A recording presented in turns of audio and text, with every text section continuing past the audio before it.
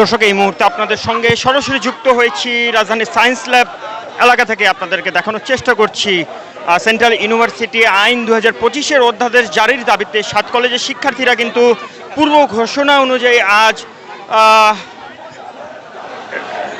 রাজধানীর 3টি পয়েন্ট কিন্তু অবরোধ করার কথা রয়েছে। তার একটি কিন্তু রাজধানীর তাঁতীবাজার মোড়, কবি নজরুল এবং সরকারি শহীদ সোহরাওয়ার্দী কলেজের শিক্ষার্থীরা অবরোধ করার কথা, এবং আরেকটি হলো সায়েন্স ল্যাব মোড়ে ঢাকা কলেজ, ইডেন মহিলা কলেজ এবং বেগম বদরুন্নেসা সরকারি মহিলা কলেজের শিক্ষার্থীরা একত্রিত হয়ে অধ্যাদেশ জারির দাবিতে কিন্তু এই মুহূর্তে রাজপথে নেমে এসেছে এবং সায়েন্স ল্যাব মোড়ের কাছাকাছি ঠিক তারা অবস্থান করছেন। ইডেন মহিলা কলেজ এবং বদরুন্নেসা কলেজের শিক্ষার্থীরা সহ ঢাকা কলেজের বড় একটি মিছিল সহ এই মুহূর্তে কিন্তু তারা সায়েন্স ল্যাব মোড়ে অবস্থান করছে এবং অবরোধ করার উদ্দেশ্যে কিন্তু বের হয়ে এসেছে 3টি কলেজের শিক্ষার্থীরা।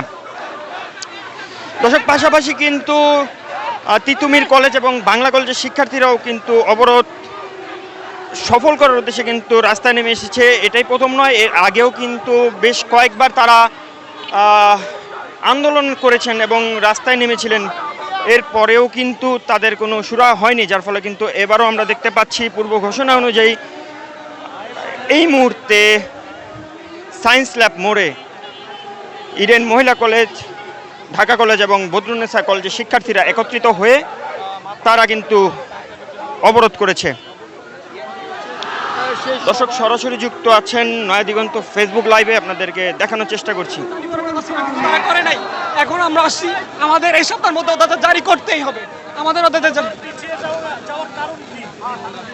এটি মূলত হচ্ছে, আমরা যদি বলতে চাই যে বারবার এখানে 7 কলেজের যেই বিসিএস শিক্ষক ক্যাডার যারা ছিলেন, আপনারা দেখেছেন এটি একদম ওপেন সিক্রেট রয়েছে যে এই বিশ্ববিদ্যালয়ের গঠন প্রক্রিয়া থেকে শুরু করে প্রথম থেকেই আমাদের এই অধ্যাদেশের প্রথম বাধা ছিল আমাদের শিক্ষকেরা, যেখানে আমাদের শিক্ষার অধিকার নিশ্চিত করার জন্য যেখানে আমাদের পাশে থাকার কথা, তারাই এক ধরনের কৃত্রিম সংকট তৈরি করে দিয়ে এক ধরনের সিন্ডিকেট তৈরি করে দিয়ে আমাদের এটি বারবার পিছিয়ে দিচ্ছে।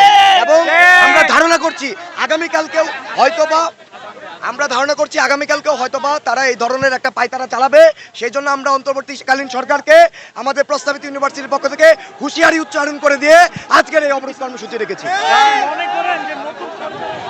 দর্শক, শিক্ষার্থীরা বলছেন যে লাগাতার তাদের এই আন্দোলন কিন্তু চলমান থাকবেন বলে জানাচ্ছেন তারা আমাদেরকে। দর্শক, রাজধানীর সায়েন্স ল্যাব মোড় থেকে এই ছিল সর্বশেষ। পরবর্তী আপডেট নিয়ে আবারও যুক্ত হব আপনাদের সঙ্গে। সেই পর্যন্ত নয়া দিগন্তের সঙ্গে থাকুন। আল্লাহ হাফেজ।